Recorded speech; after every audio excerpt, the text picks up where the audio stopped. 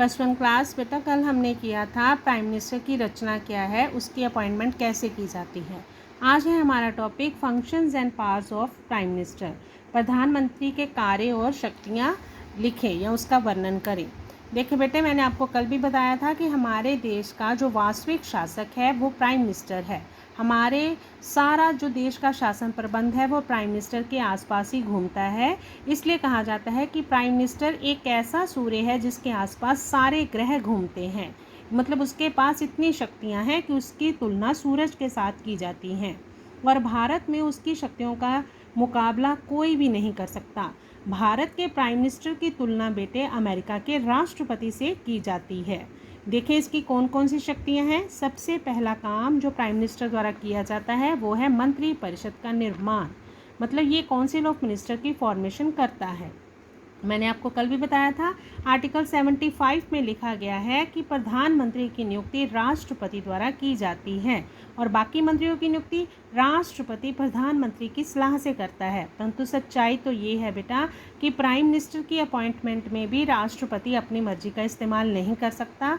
जैसे मैंने आपको कल बताया था कि लोकसभा में बहुमत प्राप्त करने वाले दल का नेता ही हमारा प्राइम मिनिस्टर होता है और बाकी मंत्रियों की सूची भी जो तैयार करने की बात है तो वो प्राइम मिनिस्टर ही करता है। राष्ट्रपति के सामने वो रख देता है वो सूची बनाकर। राष्ट्रपति उसमें कोई बदलाव नहीं कर सकता और उस पर सिर्फ उसे अपने साइन ही करने पड़ते हैं। मतलब मंत्री परिषद के निर्माण में प्राइम मिनिस्टर पूरी तरह से स्वतंत्र है और ये उसका पहला काम है। ये उसके पास पहली पावर जो संविधान द्वारा उसे दी गई है। कौन सी धारा में? 75 के अनुसार। सेकंड है विभागों का विभाजन। जो मंत्री बने हैं अब उनके बीच उन्होंने डिपार्टमेंट्स भी बांटने हैं।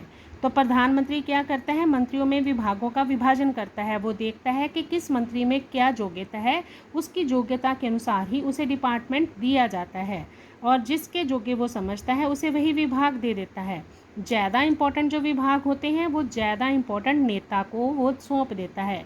विभाग कैसे? जैसे हेल्थ डिपार्टमेंट होता है, एग्रीकल्चर डिपार्टमेंट, एजुकेशन डिपार्टमेंट, हर डिपार्टमेंट का बेटे अलग अलग मिनिस्टर होता है और किस मिनिस्टर के पास कौन सा डिपार्टमेंट होगा ये फैसला हमारा प्राइम मिनिस्टर करता है। तीसरी पावर है उसकी मंत्रिपरिषद की बैठकों की अध्यक्षता करना। मतलब प्रिजाइड करता है meetings of council of ministers की हमारा प्राइम मिनिस्टर।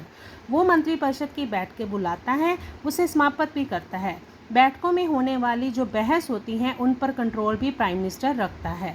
मतलब ये नहीं कि मंत्री आपस में लड़ पड़े, ये सारा कंट्रोल प्राइम मिनिस्टर ने करना है उनकी बैठकों पर। क्यों? क्योंकि वो उन बैठकों का अध्यक्ष होता है और हर फैसले पर जो भी मंत्रिपरिषद द्वारा लिया जाता है उस पर प्राइम मिनिस्टर के साइन होते हैं। तो मंत्रिपरिषद की सारी बैठकें उसी की देखरेख में होती हैं।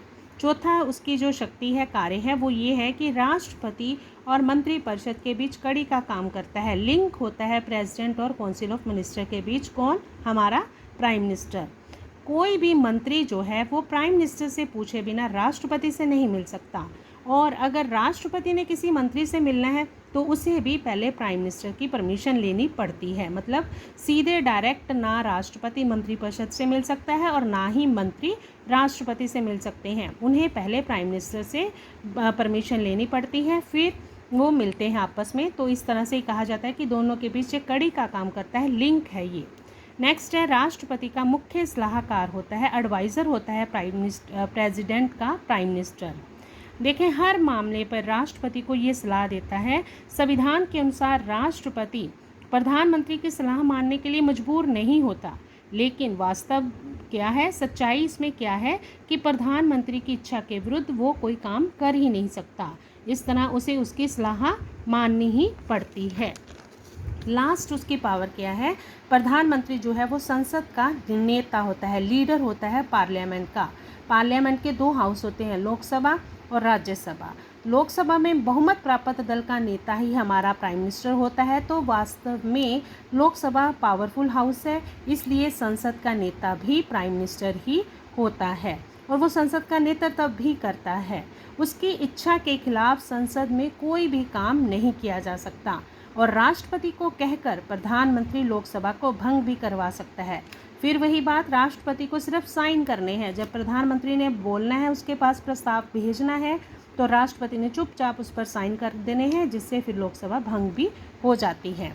तो पोजीशन क्या है प्राइम मिनिस्टर की, इसकी सारे कार्यों को पढ़ने के बाद, शक्तियों को देखने के बाद, जो ही बात मैंने पहले कही कि अगर किसी व्यक्ति की तुलना अमेरिका के राष्ट्रपति से की जा सकती है ना, तो वो हमारे इंडिया में हमारा प्राइम मिनिस्टर है।